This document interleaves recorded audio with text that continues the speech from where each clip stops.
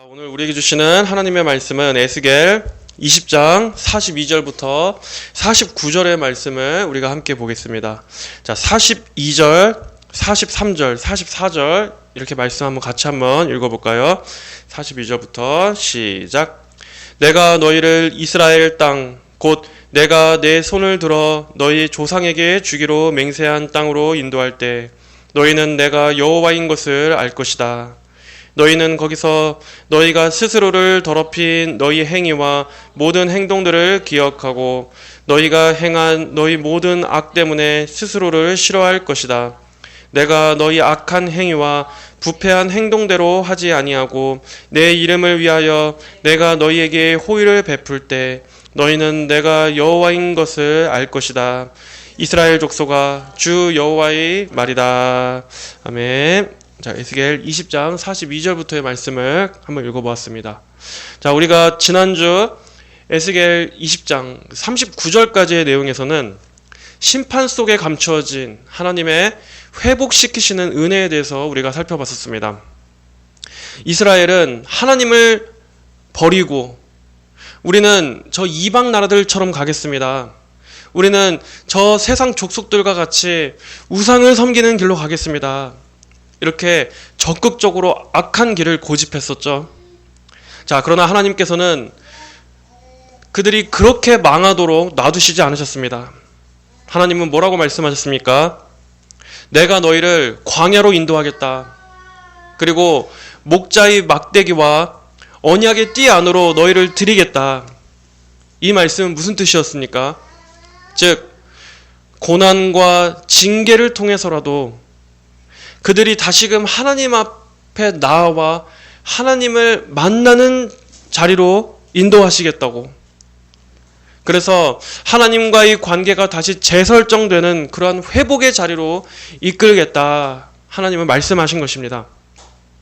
그래서 결국 무엇을 알게 하시는 겁니까? 하나님의 징계는 끝이 아니라 언약 백성을 새롭게 하시는 하나님의 거룩한 손길이라는 것을 알게 하시려는 것이었습니다.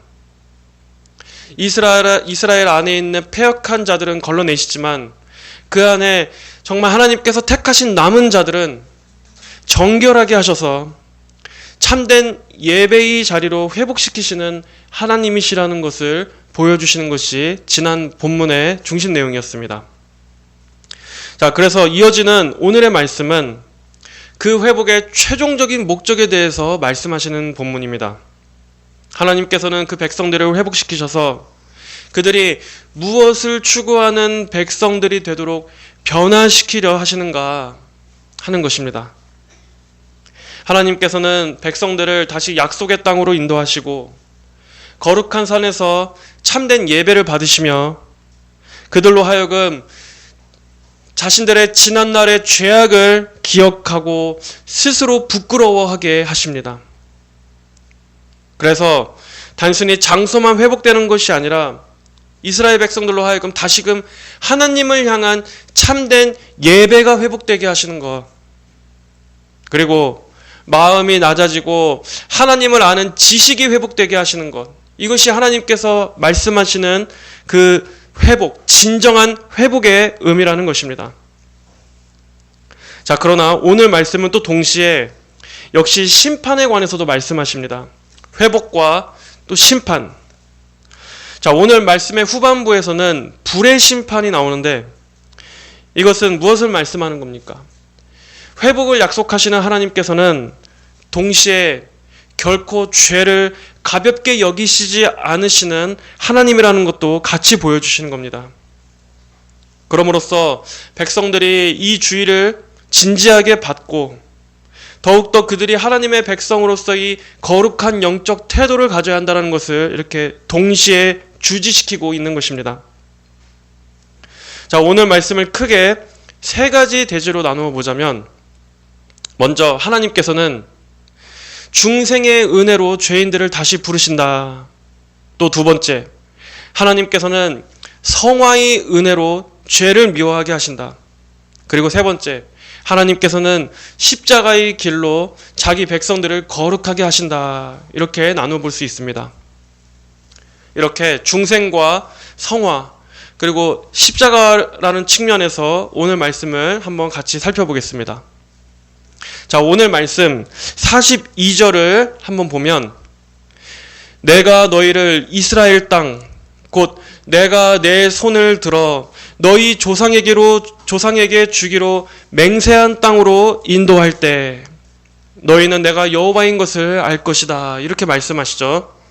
자, 여러분 이 말씀을 한번 잘 주목해 보세요. 자, 너희가 돌아올 때가 아닙니다.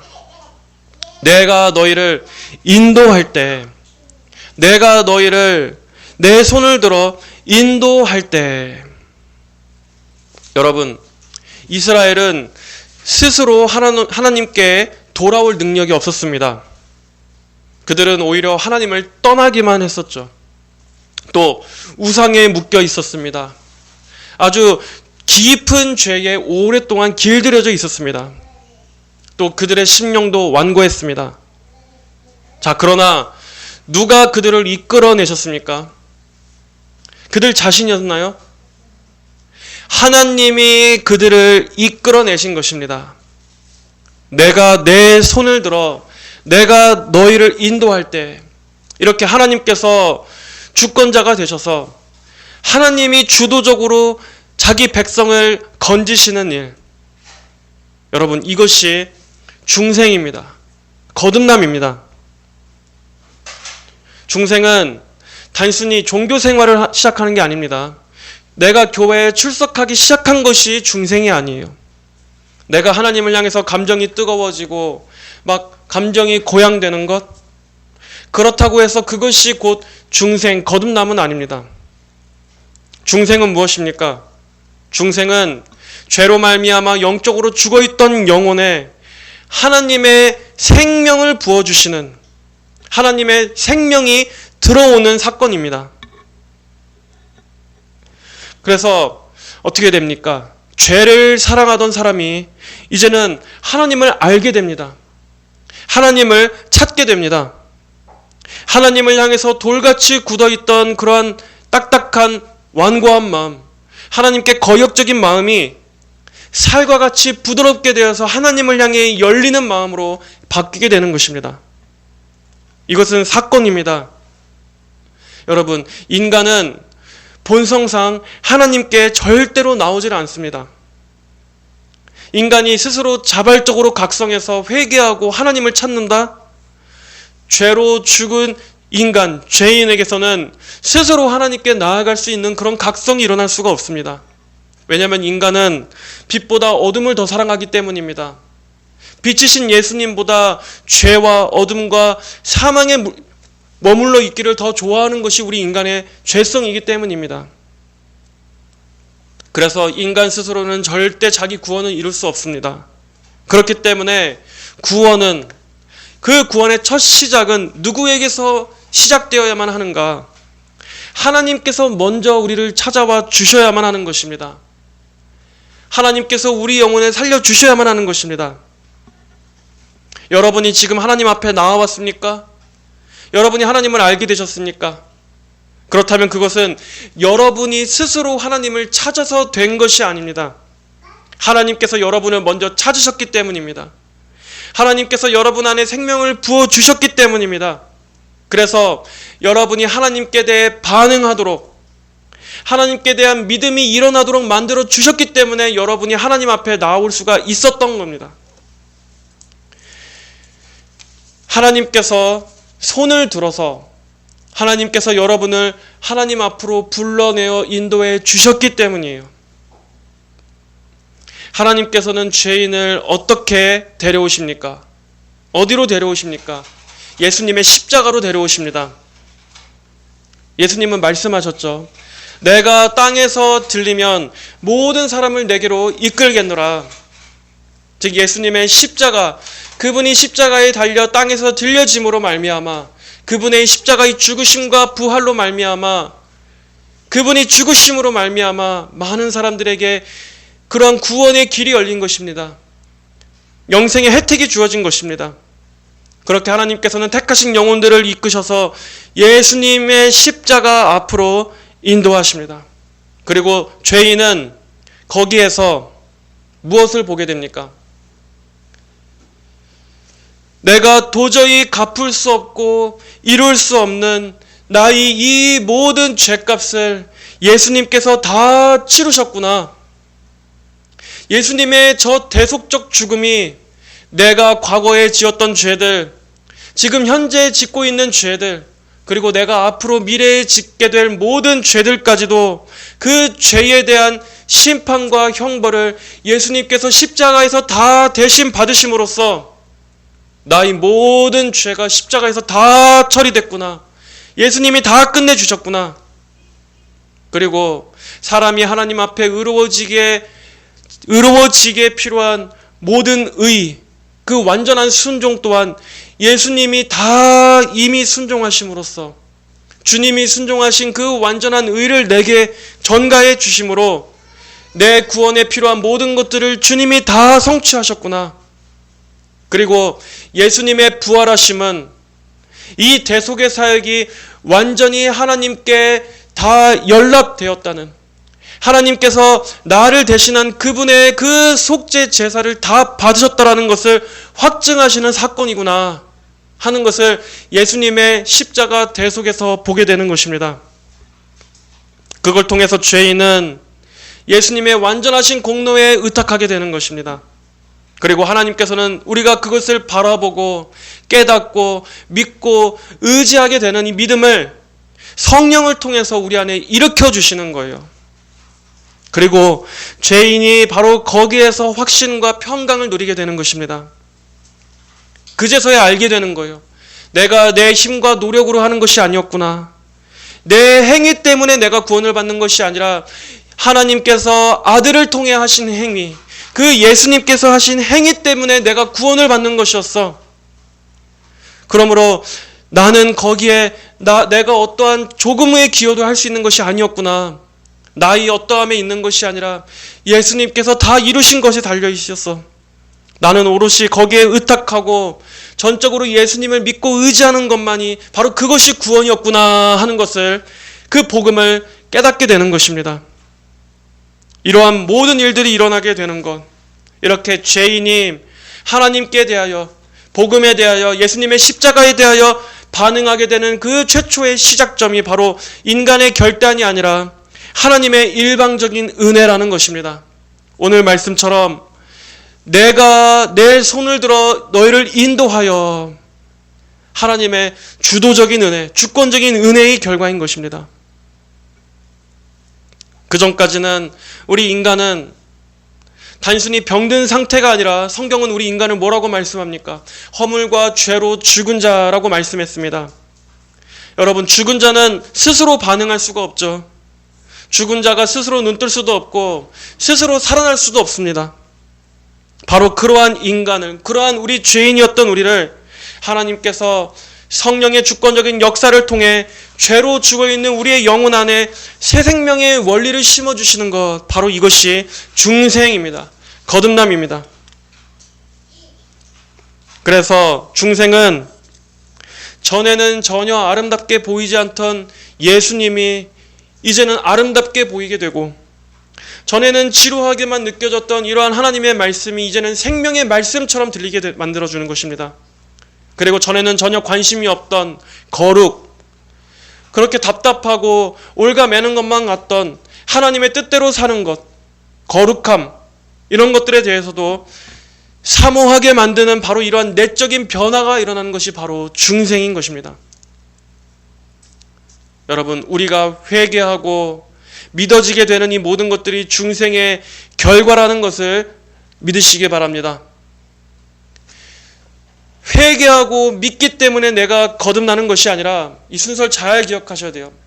하나님께서 우리를 거듭나게 해주셨기 때문에 우리가 회개하게 되고 믿어지게 되는 것입니다.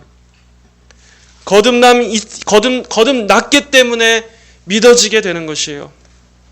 물론 우리 입장에서는 이렇게 회개와 믿음이 다 동시적으로 되는 것처럼 느껴질 수 있지만, 엄밀히 말해서는 우리가 회개했기 때문에, 내가 무언가를 했기 때문에 내게 생명이 주어지는 것이 아니라 새 생명이 들어왔기 때문에, 감겨있던 눈이 떠졌기 때문에, 그리고 우리의 죽은 영혼, 다친 마음, 다친 귀를 열어주셔서 복음이 깨달아졌기 때문에 우리가 하나님을 알게 된 것입니다. 예수님이 구주로 보여지게 된 것입니다. 십자가 복음이 복음이라는 것이 깨달아지게 된 거예요. 그리고 그 앞에서 내가 죄인이었습니다라는 고백이 터져 나오게 되는 것입니다. 예수님이 믿어지게 되는 거예요. 그래서 먼저 하나님께서는 하나님의 인도하심, 우리를 살리심, 거듭나게 하심으로써 먼저 구원을 시작하시는 것입니다. 어떤 사람은 같은 설교를 수십 번 들어도 여전히 무관심합니다. 복음에 대해 아무리 들어도 감흥이 없어요. 십자가에 대해서도 그저 무미건조합니다. 마치 저도 예전에 그랬던 것처럼 참 희한하게 십자가가 가장 중요하다고 말하고 예수님의 십자가가 가장 그 성경의 복음의 절정이다라고 말은 많이 듣지만 희한하게 십자가 찬송을 부를 때도 아무런 감흥이 없어요. 막 다른 사람들은 가슴에 손을 얹고 막 눈물을 흘리는 듯한 표정으로 찬송을 하는데도 제 마음은 차갑게 아주 그냥 싸늘하게 식어 있어요. 아무리 막 쥐어짜도 감동이 안 되는 거예요. 그러다가 정말 감사하게도 정말 복음이 왜 복음인지가 하나님께서 깨닫게 해주셨어요.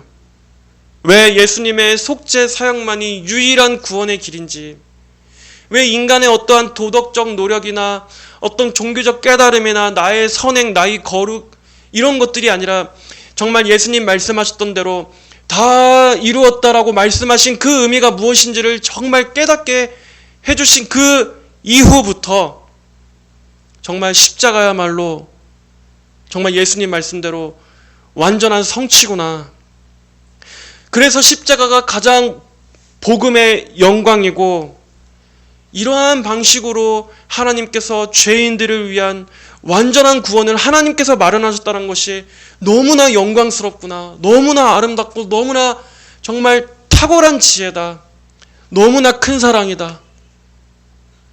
그리고 그 전에 내가 나의 모습으로서 뭔가 하나님 앞에 인정받으려고 했던 이것이 얼마나 복음과는 먼 것이었나라는 것을 깨닫게 된 이후부터 정말 이래서 십자가를 자랑한다 말하는 거구나 라는 것을 정말 감사하게도 깨닫게 되었습니다.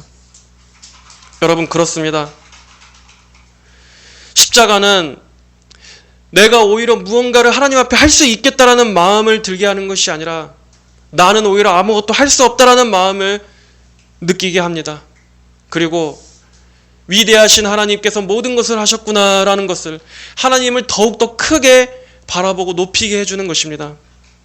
여러분, 정말로 내 자신이 하나님 앞에 정말 진정 죄인이라는 것을 깊이 애통하십니까? 그리고 그렇기 때문에 더욱더 절대적으로 나는 예수님만을 의지해야 하는구나라는 것을 절감하셨습니까? 그래서 나의 모든 죄와 의의 문제를 해결해 주신 예수님께 온전히 나를 의탁하자라는 마음이 드십니까? 여러분, 만약에 여러분이 그러한 마음을 갖고 있다면 그것은 성령께서 여러분의 영혼 안에 생명을 넣으신 중생의 그러한 역사의 증거라고 할 수 있습니다. 이러한 변화가 일어났나요? 물론 사람이 거듭난다 할지라도 여전히 우리의 겉모습은 같습니다. 중생하기 전에 뭐 그렇게 외모적으로 탁월하지 않던 사람이 중생했다고 해서 성형수술이 되는 건 아니죠. 우리는 여전히 그대로입니다. 또 중생했어도 삶의 고단함과 환경의 어려움들은 여전히 그대로일 수 있어요. 자, 그러나 뭐가 달라집니까? 우리 마음의 중심이 달라지는 것입니다. 하나님을 향한 나의 중심이 달라지는 것이에요. 전에는 나라는 인간 자체가 나의 중심이었습니다. 그러나 이제는 하나님이 중심입니다. 하나님이 나의 모든 삶의 가장 중심축이 되어주세요. 전에는 아주 죄를 즐겼습니다. 죄가 아주 매력적이었고 스트레스를 받으면 그냥 막 죄로 그냥 화끈하게 풀고 싶었을지 모릅니다. 그러나 이제는 죄는 나와 이제 죄는 대적하는 입장입니다. 죄는 죄와 싸워야 되는 거예요. 그리고 전에는 이 세상이 최고였는데 이제는 그리스도께서, 예수님께서 가장 귀한 분으로 생각되게 됩니다. 복음이 가장 아름답고 복음이 가장 능력이 있는 거예요. 바로 이러한 변화가 일어난다 하는 것, 이러한 변화가 내 안에 일어났다, 이것이 중생입니다. 여러분 안에도 이러한 변화가 일어났다는 것은 바로 하나님께서 여러분의 영혼에 손을 대셨기 때문이에요. 오늘 말씀처럼 내가 너희를 인도할 때 너희는 내가 여호와인 것을 알 것이다. 구원의 시작은 이렇게 내가 하나님께로 간 것이 아니라 하나님께서 먼저 내게 와주셨다. 그리고 하나님께서 나를 인도해 주신 것이다. 그래서 무엇을 알게 하십니까? 구원의 하나님, 나를 살리신 하나님, 나를 사망에서 생명으로 건져 올려내 주신 그 하나님을 알게 하시는 것, 바로 이것이 하나님의 목적인 것입니다. 또 두 번째로 오늘 말씀에서 우리를 통해 알 수 있는 것은 하나님께서는 성화의 은혜로 죄를 미워하게 하신다 하는 것입니다. 자, 43절 말씀 다 같이 한번 보겠습니다. 43절. 너희는 거기서 너희가 스스로를 더럽힌 너희의 행위와 모든 행동들을 기억하고 너희가 행한 너희 모든 악 때문에 스스로를 싫어할 것이다. 여러분, 중생, 거듭남의 증거로서 가장 두드러지게 나타나는 특징은 바로 죄에 대한 관점의 변화입니다. 죄에 대한 관점의 변화. 하나님께 돌아온 사람에게 나타나는 특징은 더 이상 죄를 이전과 똑같이 생각하지 않는다는 점입니다. 죄를 사랑하지 않게 됩니다. 이제는 죄를 미워하게 됩니다. 여러분, 중생은 성령께서 우리 안에 새 원리를, 생명의 원리를 심어주신 사건입니다. 그렇다면 성화는 이제 그 생명이 자라나는 과정이에요. 그리스도를 닮도록, 하나님의 형상이 회복되도록, 주의 거룩한 백성의 모습으로 우리의 모든 전인이 성화되어져 간다, 거룩해져 간다, 자라나게 된다는 것인데, 자, 하나님께서는 우리 영혼을 거룩하게 변화시켜 가시면서 특별히 어떠한 식으로 나타나느냐, 바로 이 성화의 싸움, 죄와 싸우고 죄를 미워하는 것으로 나타나게 됩니다. 너희는 거기서 너희가 스스로를 더럽힌 너희의 행위와 너희 모든 행동들을 기억하고 너희가 행한 너희 모든 악 때문에 스스로를 싫어할 것이다. 여러분, 은혜 받은 사람은 이제 이전처럼 죄를 즐길 수가 없습니다. 죄에 대해 둔감할 수 없습니다. 분명히 이전에는 죄를 즐겼습니다. 그것도 온 마음과 온 힘을 다해서 죄를 추구하고 쾌락을 추구하고 하나님과 반대되는 것들을 추구하고 죄를 원하는 마음이었지만, 이제 거듭난 성도의 마음은 죄에 대해서 어떻게 하느냐? 죄 때문에 애통하게 됩니다. 애통한다. 죄로 인해 슬퍼하며 아파한다는 것입니다. 죄로 인해 슬퍼, 고통, 마음이 상하게 된다는 것입니다. 왜 그럴까요? 죄 때문에 심판받을까 봐서입니까? 죄를 지으면 이제 하나님께서 구원을 도로 뺏어가실까 봐입니까? 아니죠. 성도가 죄로 인해 애통하는 이유는 이 죄 때문에 은혜를 베풀어 주신 하나님의 마음을 쓰리게 하기 때문입니다. 그리고 하나님과 누리던 그 교제의 즐거움, 영적인 평강, 그 양심의 거리낌이 없이 하나님과 누리던 그 사랑의 관계를 죄가 깨트리기 때문입니다. 바로 그것 때문에 아파하고, 그것 때문에 속상해하고, 그것 때문에 죄책감을 느끼는 거예요. 그래서 그렇게 하나님과 누리는 그 은혜를 어떻게든 깨트리고 발목을 잡는 그 죄가 너무나 싫어집니다. 분명히 그 죄로 인해 마음이 자꾸 유혹을 받을 수는 있어요. 하지만 본질적으로 죄를 아주 싫어하게 됩니다. 죄와 싸우기 위해서 발버둥 치게 돼요. 왜냐하면 그만큼 하나님께서 주신 은혜가 너무나 소중하기 때문에, 하나님이 너무나 좋기 때문입니다. 그래서 더 이상은 지난 과거의 더러움으로 내 자신을 더럽히고 싶지가 않은 거예요. 하나님께서 주신 이 거룩과 평안이 너무나 소중하고 예수님의 십자가가 내 안에 너무나 깊이 박혔기 때문에 그 모든 하나님의 임재를 잃어버리게 만드는 이 정욕과 쾌락, 순간의 죄들, 내 마음의 이 악한 것들에게 날 내어주고 싶지가 않은 것입니다. 성령께서 그 안에 계시기 때문입니다. 성령께서 내주하시기 때문이에요. 여러분, 우리 모두 안에, 저희 안에 이러한 죄와의 싸움이 있습니까? 설령 누구도 보지 않고 아무도 모른다는 내 마음 안에 일어나는 은밀한 죄일지라도 성도 안에는 성령님께서 계시기 때문에 하나님께서 기뻐하시지 않는 생각과 마음을 품는 것만으로도 괴롭고 그놈의 죄가 정말 미워져서 어떻게든 죄를 대적하는 마음으로 변화가 되어지는 것입니다. 여기 43절에 보면 스스로를 싫어할 것이다 라고 되어 있어요. 스스로를 싫어할 것이다. 자기 혐오. 여러분, 스스로를 싫어하는 이러한 자신에 대한 혐오라고 해서 자신을 비하하고 막 자기 존재 자체를 미워하라 이런 뜻이 아니에요. 우리 자신은, 모든 사람은 하나님의 형상을 닮은 그러한 하나님의 형상으로 지음받은 존재이기 때문에 우리 모두는 그 존재만으로도 존귀한 존재입니다. 그렇기 때문에 그런 자신을 막 증오하고 자신을 막 미워하고 혐오하라는 말씀이 아니에요. 이 말씀은 무슨 뜻이냐? 바로 우리 안에 있는 죄성을 미워하라는 뜻입니다. 하나님의 뜻과 어떻게든 거역하고자 하는 그 내 안에 본성이 있다는 것. 구원받은 이후라 할지라도 우리는 하나님의 뜻을 따르기 싫어하고 반대하고자 하는 우리 안에 이 남아있는 이 죄성이 있죠.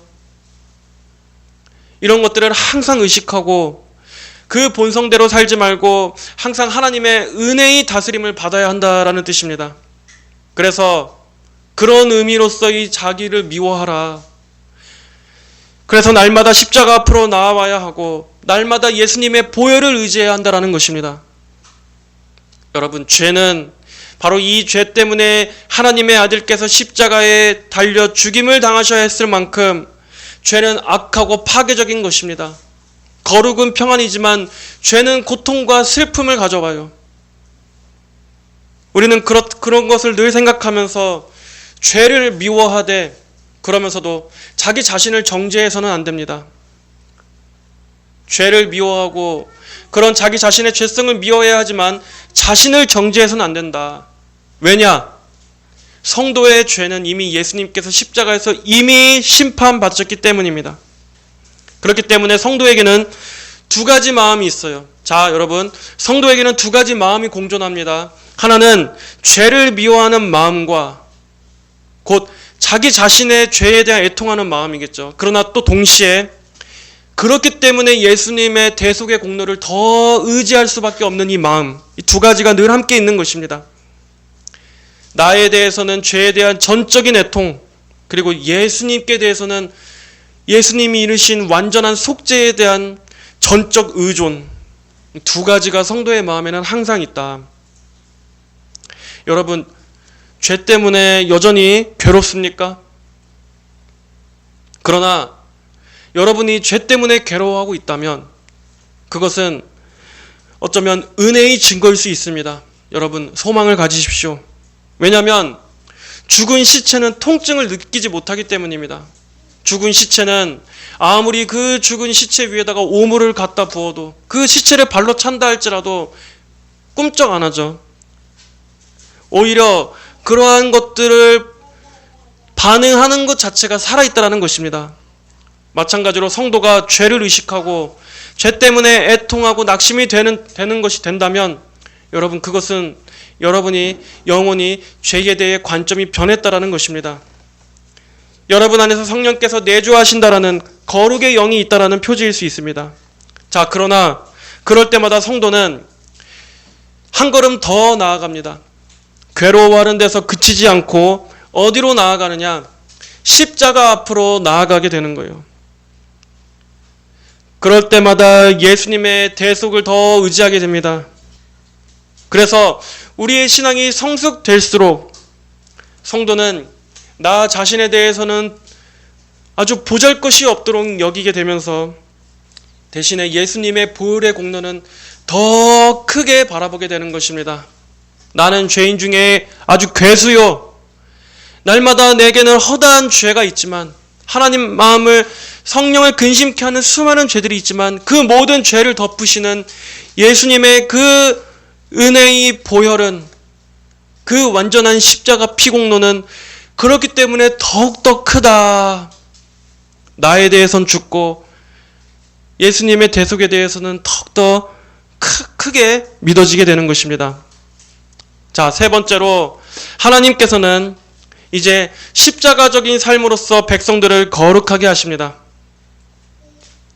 자, 44절 말씀 그리고 또 47절부터 48절까지 말씀을 보면 먼저 44절에서는 내가 너희 악한 행위와 부패한 행동대로 하지 아니하고 내 이름을 위하여 내가 너희에게 호의를 베풀 때 이렇게 하나님 자신의 이름을 위하여 백성들에게 베푸시는 호의, 은혜가 나오고 또 그리고 47절, 48절에서는 이렇게 말씀합니다. 내가 네게 불을 놓아 그 불이 네게서 모든 푸른 나무와 마른 나무를 삼킬 것이다. 하나님의 호의, 즉 은혜와 심판의 불이 함께 나옵니다. 하나님의 호의와 은혜, 심판의 불이 같이 나오는데 자, 왜 그렇습니까? 하나님께서는 사랑의 하나님이실 뿐만 아니라 동시에 거룩하신 하나님이시기도 하기 때문입니다. 하나님은 우리를 용서만 하시는 것이 아니라 우리를 거룩하게 변화시키십니다. 자, 여기서 불은 먼저 오늘의 이 맥락상으로는 1차적으로는 심판의 불을 말하는 거예요. 하나님을 계속 거역하고 신약의 관점에서는 복음을 거부한 사람들에게는 이 말씀처럼 꺼지지 않는 불이 영원히 타오르는 그 지옥의 불 가운데서 영원한 멸망이 기다릴 것이라는 것을 하나님을 끝까지 반역한 자들이 가게 될 그 멸망에 대해서 말하는 것이 오늘 본문의 의도입니다. 자, 그러나 우리는 이 말씀의 또 다른 측면을 한번 적용해 보겠습니다. 우리 성도들에게 있어서 불은 또 다른 측면이 있습니다. 악인들에게는 영원한 지옥 형벌, 사망의 불이지만 우리 성도들에게는 하나님께서 보내시는 불은 우리의 죄악을 태우는 정년의 불이기도 하다 하는 것입니다. 하나님께서는 우리 성도들을 더 순결하게 만드시기 위해서 때때로 정년의 불을 허락하신다는 것을 아십시오. 그 정년에는 어떠한 것들이 있습니까? 정년이 뭔가요? 어떤 금속이나 금이나 은이나 이러한 것들을 아주 뜨거운 불 속에서 불순물들을 태우는 것을 말하지 않습니까? 마찬가지로 하나님께서는 우리 성도들을 거룩하게 만들어 가시는데 때때로 어떤 불을 사용하시느냐? 고난을 사용하십니다. 또한 징계의 불을 사용하실 때가 있습니다. 또한 연단의 불을 사용하실 때가 있습니다. 그래서 우리 안에 아직 남아있는 불순물들, 교만함들, 또 우리가 이렇게 거만하고 마음이 높아져 있을 때는 우리를 낮추시고, 또 우리가 하나님을 떠나서 이 세상에 마음이 쏠리고 마음이 부해져 있을 때는 때때로 하나님께서는 그러한 모든 것들을 가져가시는 이러한 상실의 아픔을 겪게도 하십니다. 이렇게 하나님께서는 때때로 우리가 하나님보다 더 소중하게 여기는 것들을 잃게 만드실 때도 있습니다. 그럼으로써 우리를 계속해서 빚어가시는 거예요. 우리 안에 모든 것들을, 잘못된 것들을 태우시는 거예요. 그래서 우리의 의가 깨어지도록 만드시는 것입니다. 우리 안에 남아있는 자기사랑, 또 세상을 의지하는 마음들, 사람에게 의지하는 마음들을 하나님께서는 다 정년의 불로 불태우시는 것입니다. 그래서 십자가적인 삶이란 무엇입니까? 예수님께서는 누구든지 나를 따르려거든 자기를 부인하고 날마다 자기 십자가를 지라고 말씀하셨습니다. 십자가적인 삶은 이젠 나의 뜻보다는 하나님의 뜻을 따르는 삶입니다. 나의 뜻보다는 하나님의 뜻을 따르는 삶. 즉, 나의 영광과 이 세상의 영광이 아니라 우리는 무엇을 추구합니까? 나의 영광이 아닌 하나님의 아버지의 이름이 높아지는 것, 하나님의 영광이 확산되는 것, 복음이 더 확장되는 것, 그리고 예수님의 이름이 더 영광스럽게 되는 것을 추구하는 것입니다. 또한 내가 원하는 것, 내 주장입니까?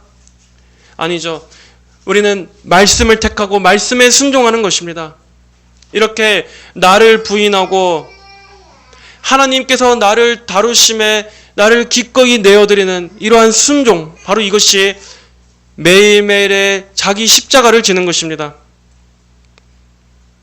이러한 자기 부인과의 싸움 속에서 하나님은 우리에게 십자가를 가르쳐 주십니다. 십자가를 진다는 것이 무엇인지를 가르쳐 주시는 거예요. 불이 금을 정련한다고 해서 금 자체가 없어지는 것은 아니죠. 오히려 찌꺼기는 제거되고 아주 뜨거운 그 불을 통해서 우리 안에 이 불순물들은 제거되고 금 자체는 더 온전한 금으로 남게 되지 않습니까? 마찬가지로 하나님께서 성도 여러분들의 삶에 불을 허락하셨다면 그것은 여러분을 끝장내치려는 것이 아니라 무슨 목적입니까? 여러분을 더 하나님의 자녀로서 더 합당하게, 더 합당한 성도로서 빚어가시려고 하시는 겁니다. 여러분을 아주 정결한 성도로 빚어가시기 위해서 그런 과정을 주신 것이라는 것을 여러분은 알아야 하는 것입니다. 자, 여러분, 우리는 이렇게 오늘 본문에서 세 가지 은혜를 볼 수가 있습니다. 다시 정리하면 우리가 하나님께 나오게 된 것은 우리의 결심이 아닌 바로 하나님의 인도하심, 내가 내 손을 들어 너희를 인도하시는 그러한 하나님의 부르심 때문이었다라는 것과, 두 번째로 하나님께서는 성화의 은혜로 자기 백성이 죄를 미워하도록 하신다. 그러므로 여러분, 죄 때문에 슬퍼하는 것은 내가 은혜에서 멀어졌다라는 것이 아닙니다. 오히려 죄 때문에 슬퍼하는 그것은 내가 은혜로 점점 더 가까이 가고 있구나라는 것을 아시기 바랍니다. 오히려 죄에 대해 둔감한 것이 은혜랑은 멀어지고 있는 것이다. 이념을 잘 유의하시기 바랍니다. 또 세 번째로 하나님의 불은 악인에게는 심판의 불이지만 우리 성도들에게는 성화의 도구가 된다는 것을, 우리는 고난과 깨어짐을 통해서 십자가를 지는 삶에 대해서 실제적으로 배우게 됩니다. 나는 죽고 그리스도를 닮아간다는 것이 무엇인지를 우리는 하나님께서 지게 하시는 그 십자가를 통해서, 정련의 불을 통해서 배우게 된다 하는 것입니다. 자, 그리고 여기서 더 한 가지만 말씀을 추가로 살펴보자면 마지막 49절의 말씀입니다. 49절 말씀 한번 보겠습니다. 내가 말하였다. 아, 주 여호와시여, 그들이 나에 대해 말하기를 그가 비유로 말하고 있지 않느냐라고 합니다. 이 말을 들은 백성들의 반응은 어땠습니까? 오늘 이러한 에스겔 선지자의 대언의 말을 들은 백성들의 반응은 어땠느냐? 하나님의 말씀을 듣고 나서도 에스겔의 저 말이 너무 어렵다, 또는 저거는 그냥 상징 아니야? 하는 식으로 이 말씀들을 다 진지하게 듣지 않았다라는 것입니다. 그렇게 하면서 오늘 20장을 마치고 있어요. 하나님께서는 불심판을 경고하셨습니다. 그것도 남쪽에서부터 북쪽까지 모든 것들을 다 태우는 꺼지지 않는 불을 내리겠다. 전면적인 심판을 말씀하셨습니다. 그런데도 백성들은 그 말씀을 듣고서 마음이 낮아지지 않고 여전히 말합니다. 저건 너무 과장된 표현 아니야? 저건 그냥 비유겠지. 진리를 들었지만, 말씀을 들었지만 진지하게 받아들이지 않았다는 것입니다. 여러분, 우리는 하나님의 말씀을 들을 때 이러한 태도로 들어서는 안 됩니다. 엄연히 하나님께서 이렇게 말씀하신 것은 하나님의 입에서 나온 진리임에도 불구하고 저건 그냥 종교적인 하나님 이야기야, 교훈이야, 좋은 소리지. 심판과 지옥의 불, 아, 저런 옛날 구닥다리 같은 아주 무식하고 근본주의자 같은 저런 설교. 또는 아, 듣기엔 좋죠. 하지만 현실은 다릅니다. 같은 이러한 다양한 반응들, 다양한 핑계와 변명들. 이렇게 여러 가지 인간적인 핑계를 대면서 하나님의 말씀을 정말 말씀대로 듣고 있지 않다면 여러분, 그것은 하나님의 말씀을 받는 데 있어서 아주 잘못된 태도입니다. 여러분, 분명히 기억하세요. 사람이 멸망하는 것은, 인간이 왜 지옥에 가고 멸망하는가 하는 것은 복음이 어려워서가 아닙니다. 하나님 말씀이 이해되지 않아서가 아니라 바로 마음으로 하나님 말씀을 거부하기 때문에 지옥에 가는 것입니다. 싫어하기 때문에 지옥에 가는 거예요. 분명히 하나님의 말씀은 어렵지 않았습니다. 하나님의 말씀은 너무나 명확해요. 우상을 버려라. 하나님께 돌아봐라. 그리고 심판의 불이 있다. 그러니 하나님의 은혜의 인도하심 아래 너희 자신을 굽혀라. 하나님의 통치 안으로 들어오라. 하지만 항상 인간의 죄성은 전혀 어려운 말이 아님에도 이렇게 다양한 핑계를 대죠. 지금은 당장 좀 여유가 없어서 나중에 좀 생각해보고 여유가 되면은 그때 좀 나올게요. 그러나 여러분, 결국에는 그 말 안에 가장 깊은 본심이 뭡니까? 나는 돌이키고 싶지 않다라는 거예요. 나는 원하지 않는다라는 거예요. 난 싫다는 거예요. 듣고 싶지 않다라는 거예요. 이렇게 하나님을 별로 원하지 않는다. 이게 본심입니다. 그래서 에스겔 선지자는 탄식하는 것입니다. 아, 주 여호와시여, 이 백성들이 지금 하나님 말씀을 농단처럼 듣고 있습니다. 심판에 대한 말씀을 듣고서도 전혀 두려워하거나 깨어지지를 않습니다. 도대체 어떻게 해야 이 백성들의 이 돌 같은 마음이 깨어지겠습니까? 하고 지금 탄식하는 거예요. 그리고 이 탄식은 오늘도 죄인들을 향하신 하나님의 탄식이기도 합니다. 여러분, 하나님께서는 이렇게 자비와 은혜로, 오래 참으심으로, 때로는 무서운 경고로 죄인들을 오늘도 부르고 계십니다. 여전히 하나님의 말씀을 듣고서도 그 마음이 조금도 꿈쩍하지 않는 그러한 사람들을 향해서 하나님은 오늘도 말씀으로 부르고 계세요. 여러분, 그러므로 말씀을 듣는 척만 하지 마시고 진정으로 말씀을 생명처럼 들어야 합니다. 여러분의 영혼을 지금 생명길로 인도하는 나팔 소리가 여러분의 귀에 울려 퍼지고 있습니다. 그리고 그 선포되는 하나님의 말씀을 들었던 그 시간이 만약 어떤 이들에게는 영원한 꺼지지 않는 불 가운데서 내가 한때 나에게 하나님께 돌아오라라고 외쳤던, 한때 내가 들었던 그 외침이었지 라고 정말 후회하게 되는 그러한 순간처럼 기억될 수도 있을지 모릅니다. 여러분, 우리가 교회에 오래 다니다 보면 언젠가부터 우리는 더 이상 말씀을 신선하게 듣지 않게 됩니다. 하지만 여러분, 그것은 정말 큰 위험입니다. 말씀을 그저 평가하면서 듣고 분석하면서 듣고 또는 아무 기대감 없이 듣고 말씀을 들으면서도 그렇게 수없이 흘려보낸 것들이 얼마나 많습니까? 말씀을 듣고 나서 정말 진정으로 자신의 변화를 위해서 그 말씀을 놓고 기도했던 그러한 태도, 그러한 마음들이 있습니까?